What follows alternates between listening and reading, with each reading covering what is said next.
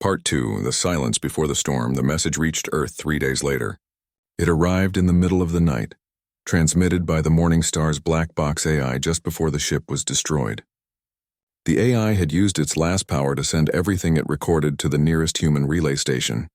At United Terran Command Headquarters in Geneva, a young communications officer named Kyung-min received the transmission. He was drinking coffee and thinking about going home soon when his screen suddenly filled with urgent priority alerts. His hands shook as he opened the file. Then he watched the recording. He watched the whole thing. When it ended, he sat there in silence for a long moment. Then he ran to find his supervisor. Within an hour, the recording was on Fleet Admiral Soo-Yun Kang's desk. She was a tall woman with gray hair and sharp eyes. She had been in the military for 40 years. She had seen many terrible things in her life, but nothing prepared her for this. She watched the recording 3 times. She watched Captain Doyen's final message. She watched the escape pods being destroyed one by one. She watched Engineer Jiwan trying to save the children as the ship broke apart around her. When it ended, Soo-Yun sat in silence. Her office was dark except for the light from her computer screen.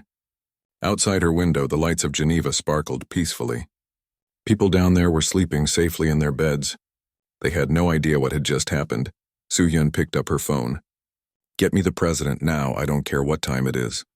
10 minutes later, she was in a video conference with the president of Earth and the leaders of every major human colony. Mars, Europa, Titan, New Earth, all of them.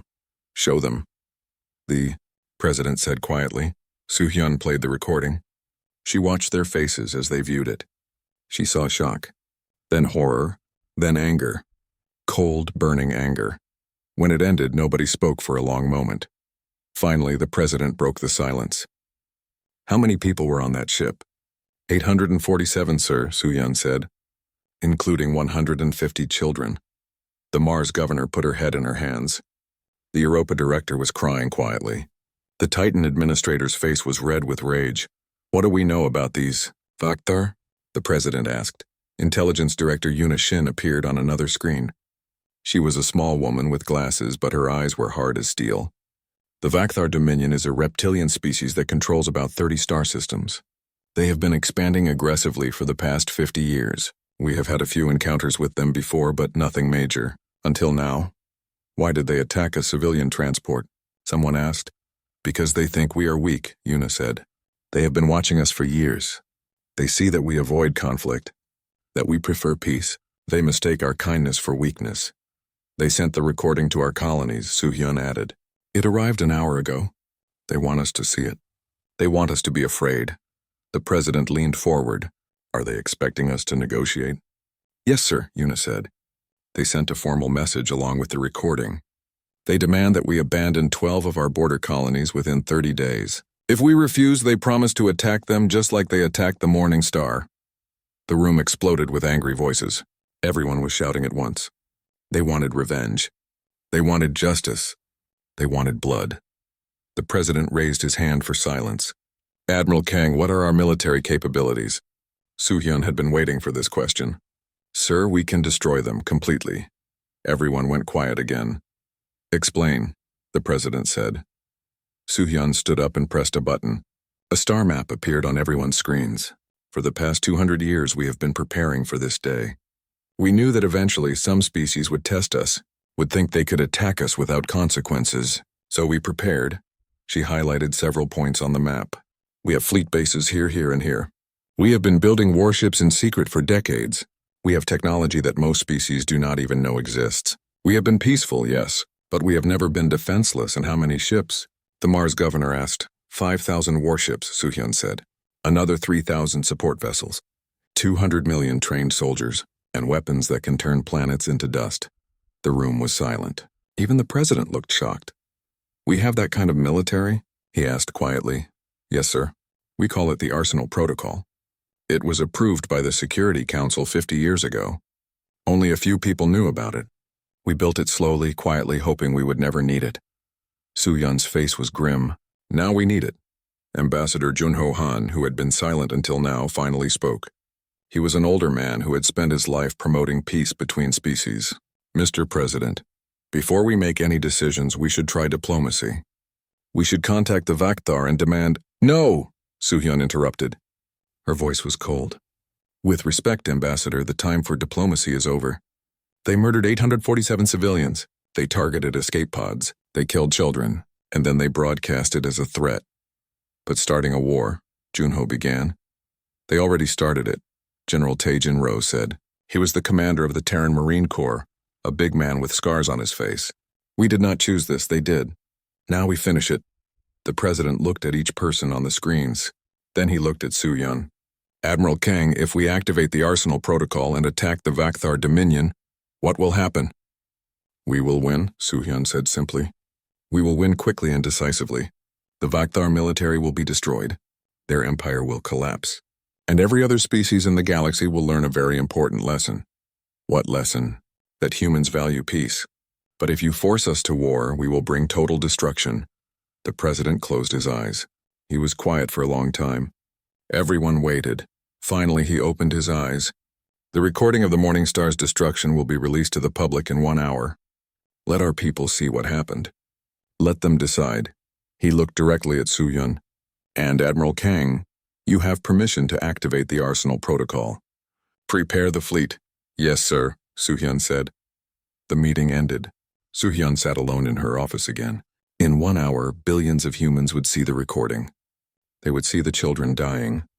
They would hear Captain Doyeon's final words. They would watch Ji-won trying to save those kids until her last breath. And then humanity would become something it had not been for centuries, something that slept deep inside every human heart. Humanity would become hunters. The recording was released exactly 1 hour later. It spread across human space like wildfire. Within minutes, billions of people were watching it. They watched it on Earth, on Mars, on every colony and station and ship. They saw everything. The unprovoked attack. The destroyed escape pods. The children screaming. The darkness that followed. Soo-hyun watched the news feeds from her office. She saw the reactions. People were not panicking. They were not afraid. They were angry. So very angry. Protests erupted in every major city. But these were not protests demanding peace. These were protests demanding war, demanding justice, demanding that the Vakthar pay for what they did. Young people flooded military recruitment centers. We want to fight, they said. We want to make them pay. Factories began converting to military production. Shipyards started working 24 hours a day. Scientists shared classified technology they had been developing for decades. Humanity was mobilizing. All of it. Every colony. Every station. Every single human who could help. Yuna Shin called Soo-hyun late that night. Admiral, you need to see this. A new image appeared on Soo-hyun's screen. It showed donations being made to support the military. In just 12 hours, civilians had donated 1 trillion credits. Money for ships. Money for weapons. Money for soldiers. There was also a memorial fund for the families of the Morning Star's victims. That fund already had 5 trillion credits. The people are with us, Yuna said quietly. I know, Soo-hyun replied. Over the next 3 weeks, the largest military fleet in human history assembled. Ships came from every corner of human space, the newest battleships with the most advanced weapons, the older cruisers that had been in storage for decades, fighter squadrons, support ships, medical vessels, supply transports, all of them gathered at staging point Alpha 7, a secret military base in deep space. Soo-hyun stood on the bridge of her flagship, the dreadnought Absolute Justice. It was the largest warship ever built by humans. Through the windows she could see thousands of other ships, all of them ready, all of them waiting. General Tae-jin Ro stood beside her. The Marines are ready, Admiral. 200 million of them. They all volunteered.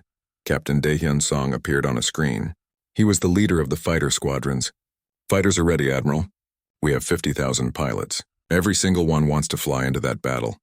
Commander Sung-ho Kwon reported from his stealth corvette. Stealth ships are ready.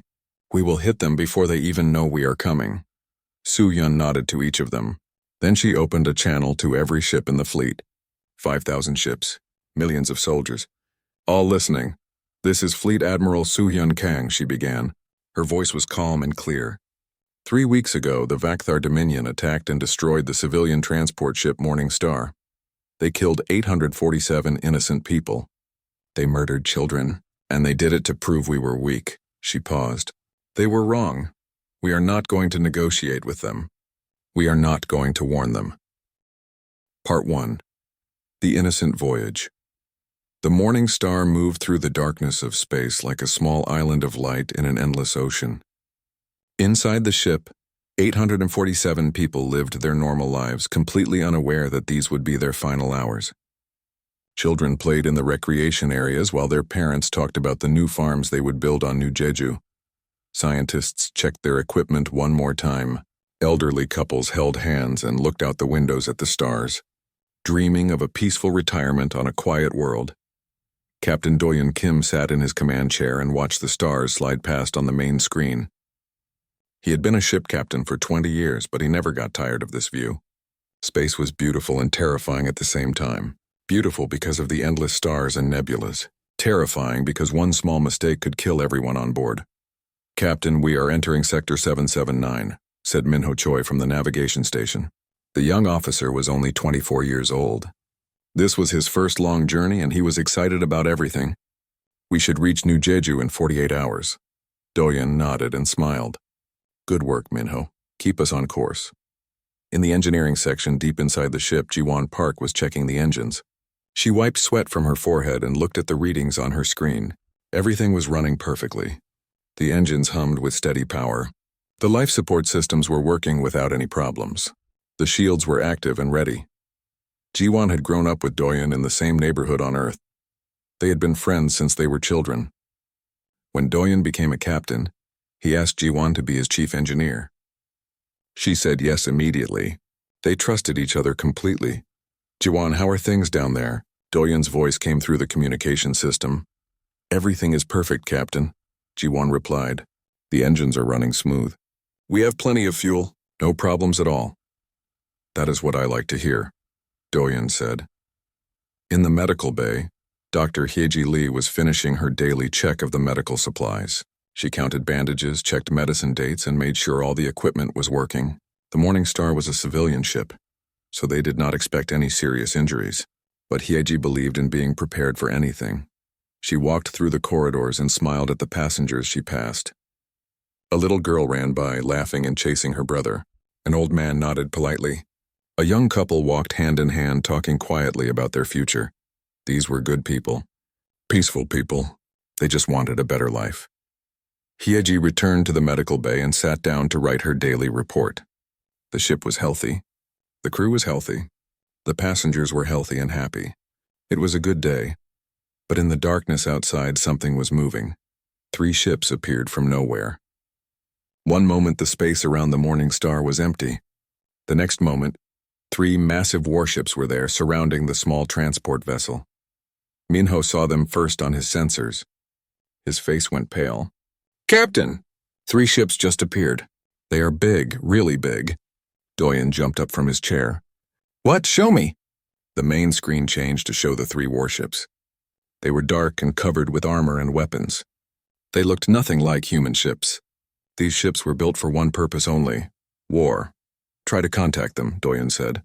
His voice was calm, but his hands were shaking. "Send them a peaceful message. Tell them we are a civilian transport ship. Tell them we mean no harm." Minho sent the message. They waited. Seconds felt like hours. Then a response came. The voice was deep and rough, like stones grinding together. "Human vessel, you have entered Vakthar space. This is forbidden. You will surrender immediately.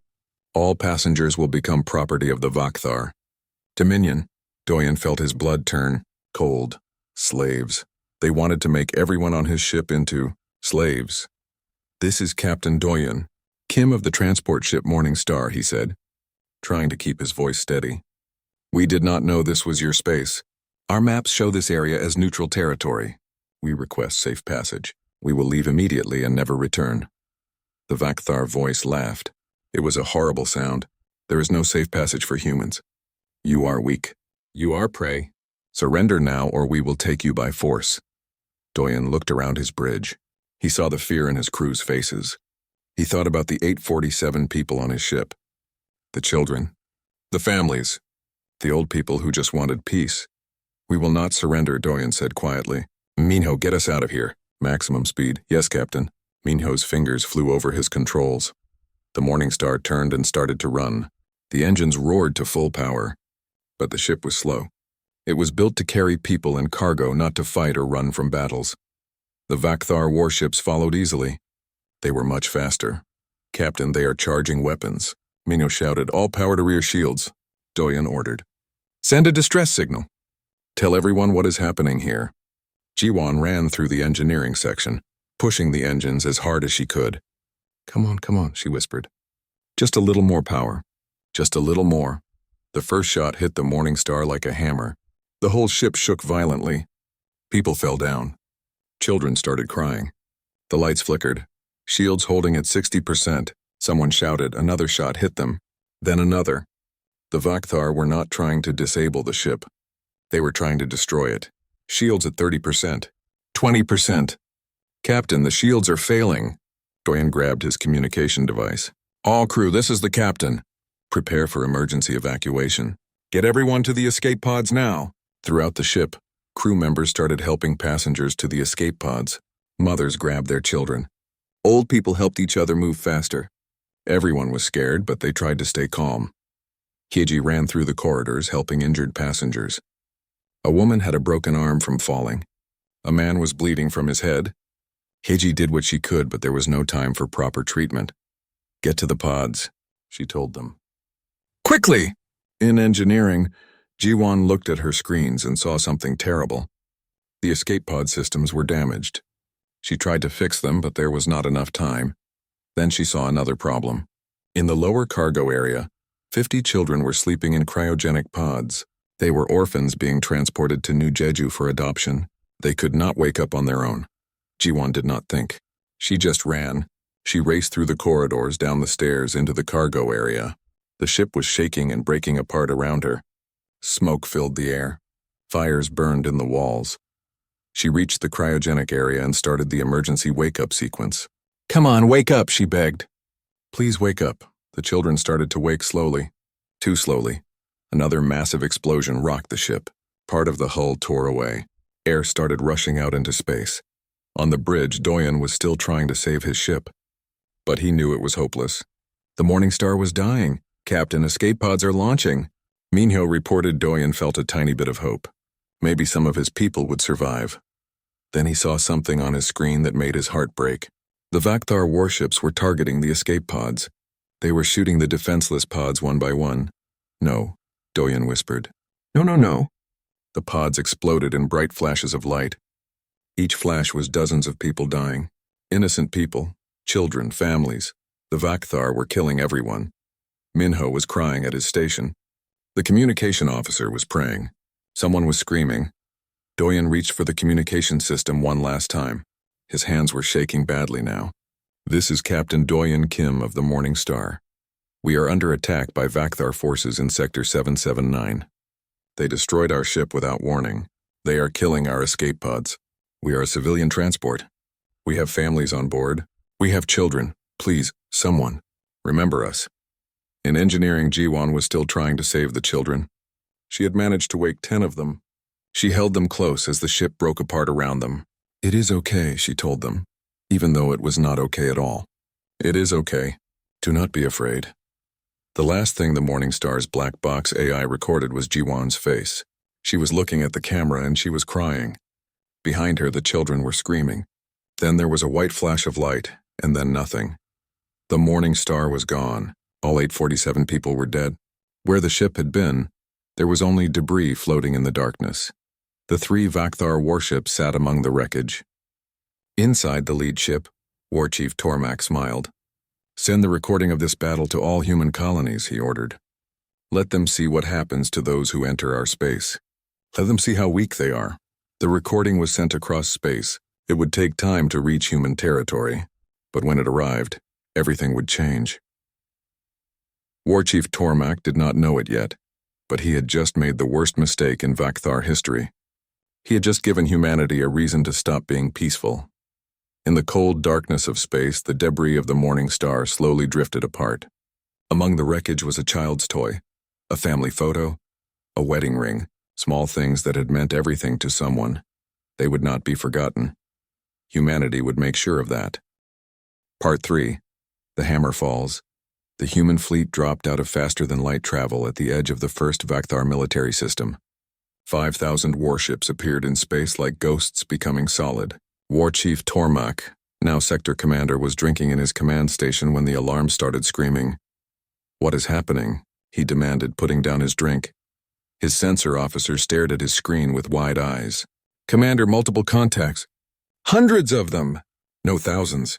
"That is impossible," Tormak said. "The humans do not have that many warships. Check your systems." "Systems are working perfectly, Commander. I count 5,000 enemy vessels." Tormak felt his blood go cold. 5,000? The humans were supposed to be weak. They were supposed to negotiate. They were supposed to be afraid. He activated the communication system. "Human fleet, this is Sector Commander Tormak of the Vakthar Dominion. You are trespassing in our space. Leave immediately or—" Admiral Suyun Kang's face appeared on his screen. Her expression was cold as ice. "Sector Commander Tormak, you are the one who destroyed the Morning Star.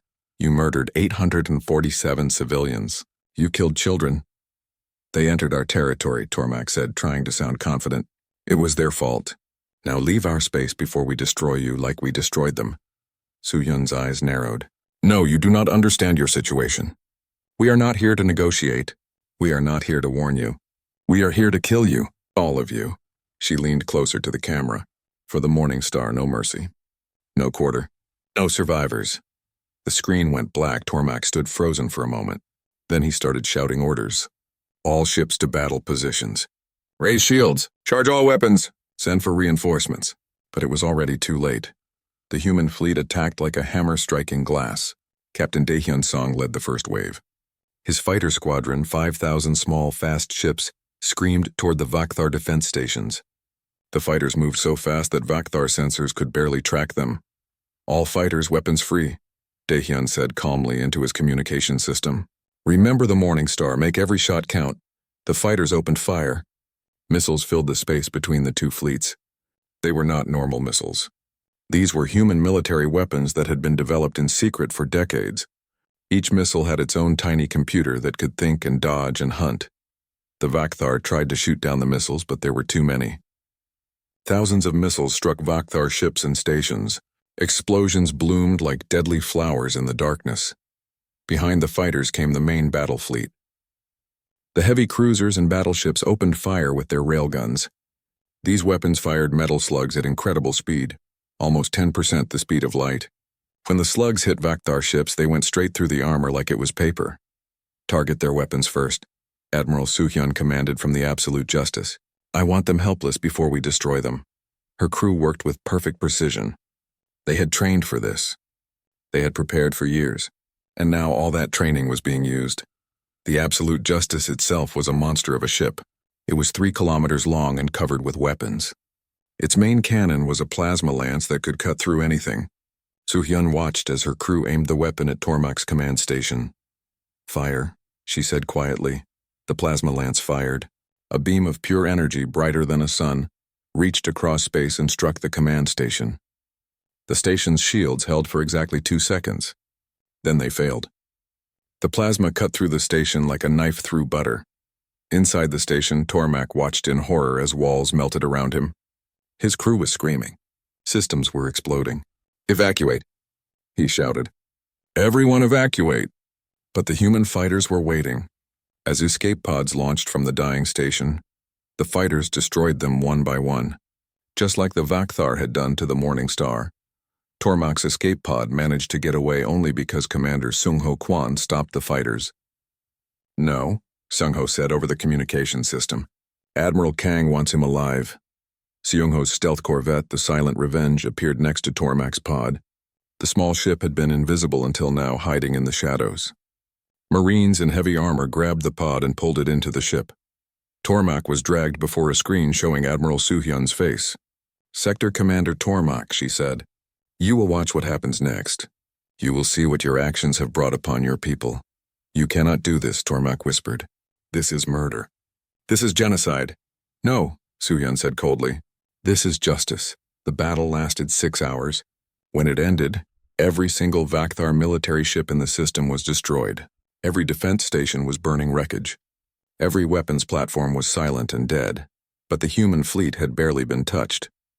They lost only 12 ships out of 5,000. The Vakthar weapons were too weak. Their tactics were too simple. They never had a chance. General Taejin Ro watched the destruction from his command ship and felt nothing but cold satisfaction. "Prepare boarding teams," he ordered. "I want to check those stations for evidence." Major Unji Nam led the first boarding team onto a damaged Vakthar military station. She was a short woman, but she wore heavy-powered armor that made her strong and dangerous. Her team moved through the station carefully, weapons ready. They found the command center. Most of the Vakthar there were dead, but the computers were still working. Yunji started downloading data. "Let us see what secrets you have been hiding," she muttered. What she found made her stop breathing for a moment. Files, thousands of files. Pictures and videos and records. The Vakthar had been raiding human colonies for years. Small colonies. Remote stations. Places where nobody would notice right away. They had taken slaves. Hundreds of humans. Maybe thousands. They had performed experiments. Terrible experiments. The pictures showed things that made even a hardened soldier like Yunji feel sick. "General Ro," she called. "You need to see this. Right now." When Taejin saw the files, his face turned red with rage. "They have been doing this for years? And we did not know?" "They were careful," Yunji said. "They only attacked small targets. Places that could not fight back. Places that would not be missed right away." Taejin was quiet for a long moment. Then he opened a channel to Admiral Suhyun. "Admiral, we found something. The Vakthar have been taking human slaves. They have been experimenting on our people. There are evidence files. Lots of them." Suhyun closed her eyes. When she opened them again, they were harder than before. "Show Sector Commander Tormak these files. I want him to see exactly why we are going to destroy his entire empire." On the silent revenge, Tormak was forced to watch the files. He saw the raids. The slaves. The experiments. He saw humans, including children, being tortured for Vakthar science and entertainment. "I did not know about this," he whispered. "I did not order this." "But you are part of it," Sung-ho said. "Your empire did this. Your people did this. And you laughed when you killed the Morning Star. You broadcast it as a threat." "I was following orders," Tormak said desperately. "So were the humans you killed," Sung-ho replied. "They were following orders to colonize a new world. To build farms. To teach children. They were innocent." He leaned close to Tormak. "We were willing to let your attack on the Morning Star be an isolated incident. Maybe one crazy commander. But now we know the truth. Your whole empire is rotten." Over the next 4 weeks, the human fleet moved through Vakthar space like a storm of fire and steel. They attacked every military base, every shipyard, every weapons factory. System after system fell to the human advance. Captain Daehyun's fighters hunted down every fleeing Vakthar warship. Not one escaped. When Vakthar ships tried to surrender, the humans ignored them. Suhyun had given the order, no mercy. The Vakthar had not shown mercy to the Morning Star. They would receive none in return. The Vakthar military tried to fight back, but it was useless. Human weapons were too advanced. Human tactics were too good. Human soldiers were too motivated. Every human in that fleet remembered the recording from the Morning Star. They remembered the children screaming. They remembered Jiwon's desperate attempt to save them, and they showed no mercy. Major Yunji's Marines boarded every station and ship they could. They searched for human prisoners. They found some. Not many had survived the experiments, but they saved everyone they could. Each rescued human was sent back to human space immediately, along with all the evidence of Vakthar crimes. Commander Sung-ho's stealth ships slipped deep into Vakthar territory. They sabotaged shipyards before they could build new vessels. They destroyed supply depots. They cut communication lines. The Vakthar military command fell apart in confusion. The Vakthar government sent desperate messages to Admiral Suhyun. "Please stop," they begged. "We surrender. We will do anything. Just stop the killing." Suhyun replied to each message with the same response. "You should have thought about that before you attacked the Morning Star." Finally, after 6 weeks of constant battle, the human fleet arrived at Vakthar Prime, the homeworld, where billions of Vakthar civilians lived, where their government sat in their golden towers, safe and comfortable while their military committed atrocities. The planet was defended by the last remaining Vakthar warships, maybe 300 vessels. They formed a defensive line between the human fleet and their homeworld. Part 4. The Price of Arrogance, the Vakthar Emperor. Rasketh walked through the halls of his palace with slow, heavy steps. His scales, once bright and colorful, had turned dull gray. He had not slept in days. Outside his windows he could see the human fleet surrounding his planet like a net of steel and fire. His advisors followed behind him, all of them silent and afraid. They reached the throne room where Ambassador Junho Han was waiting. The human diplomat stood calmly, his hands folded in front of him. Behind him on a screen was Admiral Suhyun Kang's face. Rasketh climbed the steps to his throne and sat down. He tried to look dignified, but everyone could see he was terrified. "Ambassador Han," he said, his voice shaking slightly, "we are prepared to discuss peace terms." "There will be no discussion," Junho said quietly. "There will only be terms. You will accept them or your planet will burn." Rasketh closed his eyes. "What are your terms?" Junho pulled out a datapad and began reading. "First, the Vakthar Dominion will be dissolved immediately. Your empire is over. Second, all Vakthar military forces will be disbanded. Every warship will be destroyed. Every weapon will be surrendered. Third, war criminals will be prosecuted by human courts. This includes Sector Commander Tormach and everyone involved in attacks on human civilians." He continued reading. "Fourth, reparations will be paid to the families of every victim of Vakthar violence. This includes the 847 people from the Morning Star and all the humans who were taken as slaves. The payments will continue for the next 200 years. Fifth, every Vakthar world will erect monuments to remember the Morning Star and its crew. Your children will learn about what your empire did. They will learn about the consequences." Rasketh listened to each term, and with each one he slumped lower in his throne. "And if we accept these terms, you will spare our planet?" "If you accept these terms and follow them completely, yes," Junho said. "But understand this, Emperor. If your species ever attacks another human, ever harms another human, ever even threatens another human, we will return. And next time we will not stop. We will turn every Vakthar world into dust." On the screen, Admiral Suhyun spoke. "Your empire attacked a single unarmed ship. We destroyed your entire military in response. Let that be a lesson. We humans prefer peace. But if you force us to war, we will show no mercy." Rasketh knew he had no choice. His military was gone. His empire was in ruins. His people were starving because the humans had destroyed all the supply lines. If he refused these terms, millions would die. "Maybe billions, I accept," he whispered. "All of it." "We accept. You will sign the documents today," Junho said, "in front of representatives from every human colony.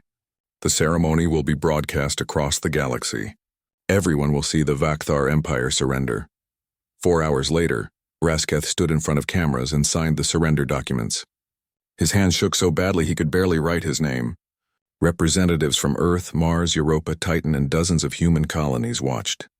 So did representatives from other alien species who had been invited to witness. When it was done, Rasketh looked at the cameras. "The Vakthar Empire surrenders to humanity," he said, his voice breaking. "We were wrong. We were arrogant. We paid the price.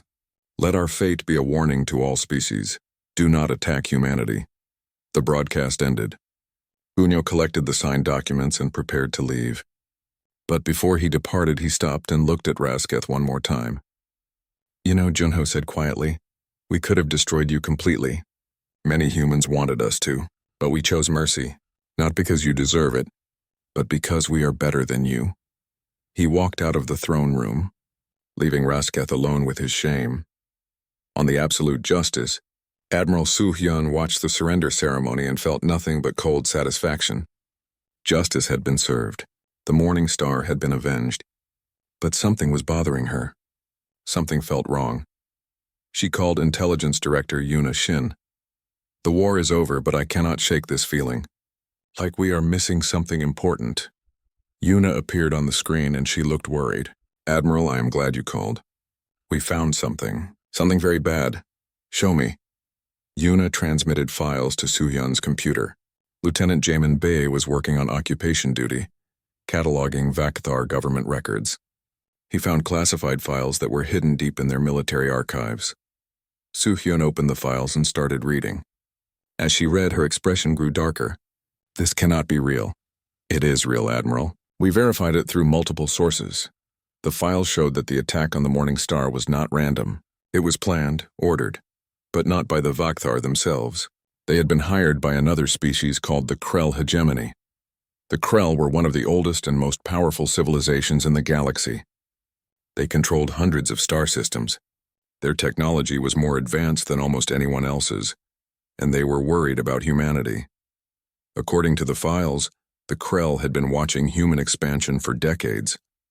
They saw how quickly humans spread across space, how quickly human technology improved, how humans made friends with many different species. The Krell saw humanity as a potential threat to their dominance, so they hired the Vakthar to test human responses. They wanted to see if humans would fight or negotiate. They wanted to measure human military capabilities.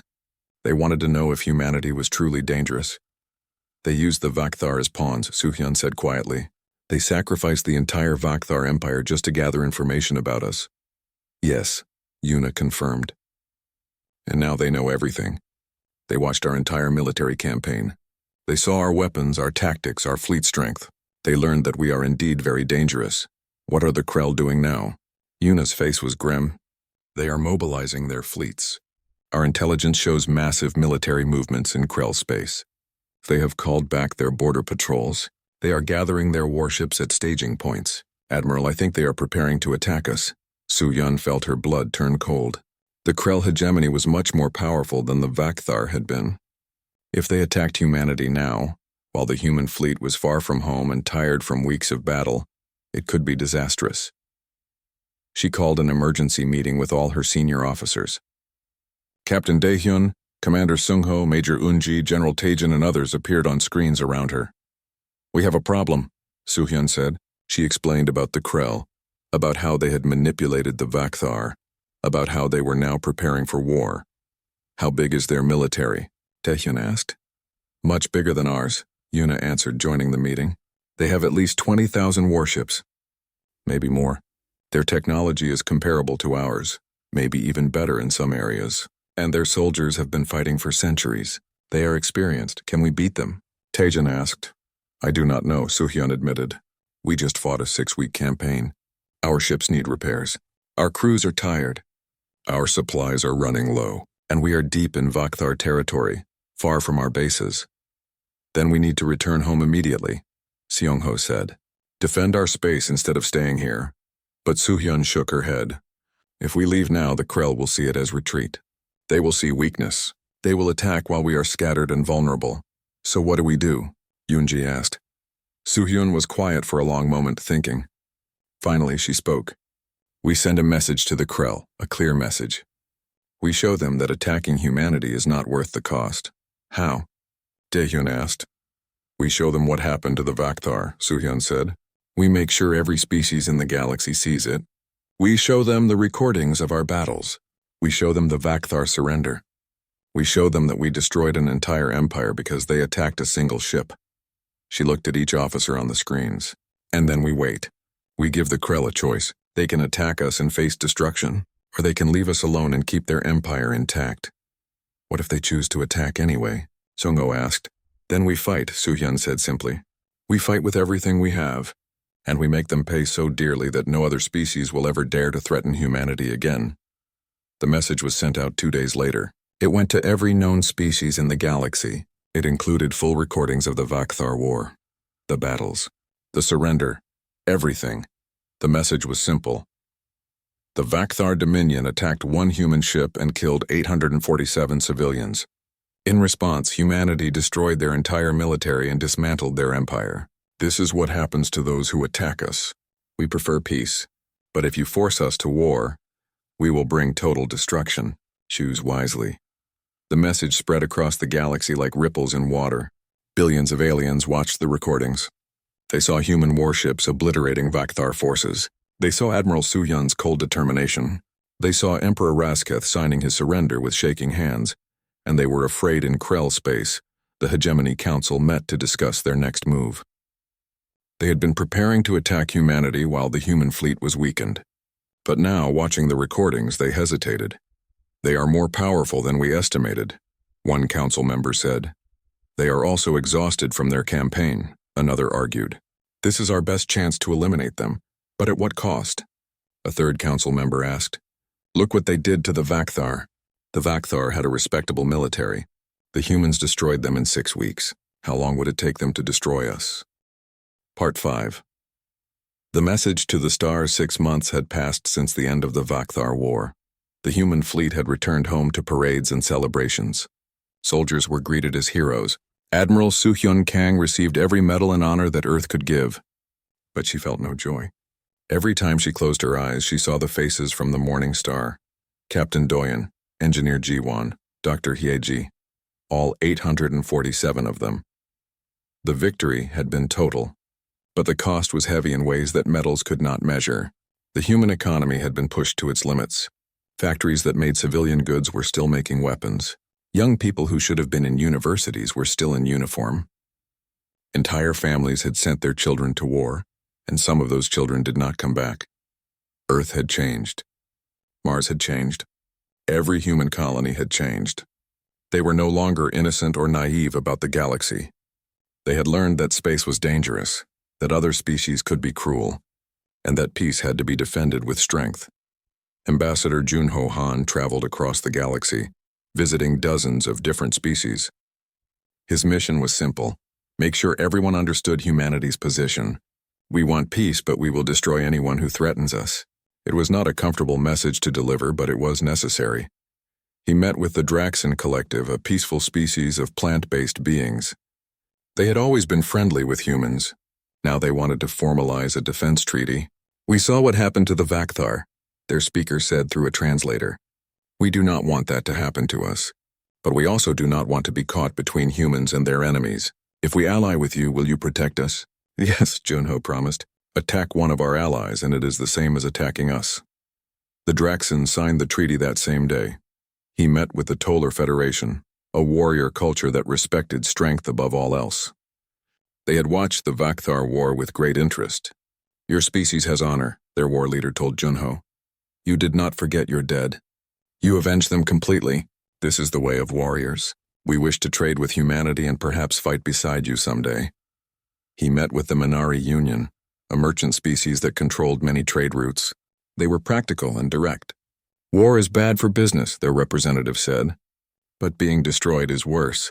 We will not interfere with human interests. We will give you favorable trade terms. Just promise you will not attack us. We do not attack peaceful traders, Junho assured them. We only attack those who attack us first. Species after species made similar arrangements. Some signed defense treaties. Some signed trade agreements. Some simply promised to stay out of human space. Within 6 months, humanity had built a network of alliances and agreements that covered half the galaxy. But not everyone was happy about humanity's new power. The Krell hegemony had backed down from direct confrontation, but they watched humanity with suspicious eyes. They sent spies to human space. They tried to turn other species against humans. They spread rumors that humanity was becoming too aggressive, too dangerous. Intelligence Director Yuna Shin tracked all of this from her office on Earth. She had agents throughout the galaxy, and they reported everything back to her. The Krell are not finished with us, she told Admiral Suhyun during one of their regular meetings. They are just being more careful now. They are playing a long game. What should we do? Suhyun asked. We play a longer game, Yuna replied. We keep building our strength. We keep making allies. We keep showing the galaxy that attacking humanity is not worth the cost. Eventually, even the Krell will accept that we are here to stay. While diplomats and spies did their work, humanity was building something else. Something that would last longer than treaties or threats. They were building a memorial. The memorial station was constructed at the exact spot where the Morning Star had been destroyed. It took 6 months to build, and it was beautiful. The station was shaped like a star with 8 points, 1 point for each 100 people who died. The walls were made of transparent metal that let visitors see the stars outside. Inside the station was a great hall with 847 pillars. Each pillar had a name carved into it. Each pillar had a picture. Each pillar told the story of one person who died on the Morning Star. There was Captain Do-yoon Kim, who had tried to save his ship until the very end. There was Engineer Ji-won Park, who had died trying to rescue children from cryosleep. There was Dr. Hee-ji Lee, who had stayed calm and helped others even as the ship broke apart. And there were 844 others, farmers and teachers and scientists, parents and grandparents and children, Each one had a story. Each one had a life. Each one mattered. At the center of the hall was a holographic display. It showed a recorded message from Captain Doyen, taken from the ship's logs just days before the attack. In the recording, he was smiling and talking about the future. "We are almost at New Jeju," he said. "Everyone is excited. The children cannot wait to see a real sky again instead of ship walls. The farmers are ready to plant their first crops. This is what humanity is all about, building new homes, creating new lives, hoping for a better future." The recording ended and another one began. This one was created specifically for the memorial. It showed what happened to the Morning Star, the attack, the destroyed escape pods, the final moments. It was hard to watch, but it was important that people see it, important that they remember. Bora Lim stood in the Great Hall and looked at the pillar with her brother's name on it. Minsu Lim, he had been 32 years old. He was traveling to New Jeju with his wife Hyun and their 2 children, Yuna and Jiho. All 4 of them died together when the ship was destroyed. Bora had spent the last 6 months organizing memorial services and supporting the families of the victims. She had become a voice for those who could not speak anymore. Now she stood at the dedication ceremony for the memorial station, preparing to give a speech. Thousands of people attended the ceremony. Some in person, standing in the Great Hall. Millions more watching through video feeds from across human space. Representatives from dozens of alien species were there too, invited to witness and remember. Admiral Soo-hyun Kang was there, wearing her full dress uniform with all her medals. Ambassador Jun-ho Han was there, standing quietly in the back. General Taejin Ro was there with his Marines, standing at attention. Captain Daehyun Song was there with his fighter pilots. Major Eun-ji Nam was there with her boarding teams. Commander Sung-ho Kwan was there, with his stealth ship crews. All of them had fought in the Vakthar War. All of them had avenged the Morning Star. Now, they were here to remember why they fought. Bora walked to the podium at the front of the hall. She looked out at all the faces, human and alien. She thought about what she wanted to say. She had written a speech, but now, standing here among the 847 pillars, the words felt wrong. So she spoke from her heart instead. "My brother Minsu was not a warrior," she began. Her voice was quiet but clear, amplified by the station's speakers. He was a farmer. He wanted to grow vegetables and raise his children in peace. His wife Hyun was a teacher. She wanted to help young people learn and grow. Their children, Yuna and Jiho, were 6 and 4 years old. They wanted to play and laugh and see the sky. She paused, her voice breaking slightly. None of them wanted to be soldiers. None of them wanted to fight. They just wanted to live. But they were murdered for the crime of being human, for the crime of being in the wrong place when someone decided to test our species, to see if we were weak, to see if we would fight back. Bora looked directly at the alien representatives. The galaxy learned something important that day. Humanity is not weak. We are kind, yes. We prefer peace, yes. We want to build farms and teach children and live quiet lives, yes. But do not ever mistake our kindness for weakness. Do not ever think that our love of peace means we cannot wage war. Her voice grew stronger. The Vakthar killed 847 innocent people. We destroyed their entire empire. We did not do it for revenge, though we wanted revenge. We did not do it for glory, though some found glory in it. We did it to send a message. A message to every species in this galaxy. Touch our ships and we will hunt you down. Kill our people and we will show no mercy. Threaten our children and we will burn your worlds to ash. The hall was completely silent. Everyone was listening. But, Bora continued, her voice softening, we do not want to be monsters. We do not want to be the scary species that everyone fears. We want to be the humans we were before, the farmers and teachers and scientists, the builders and dreamers and explorers. So we make you a promise.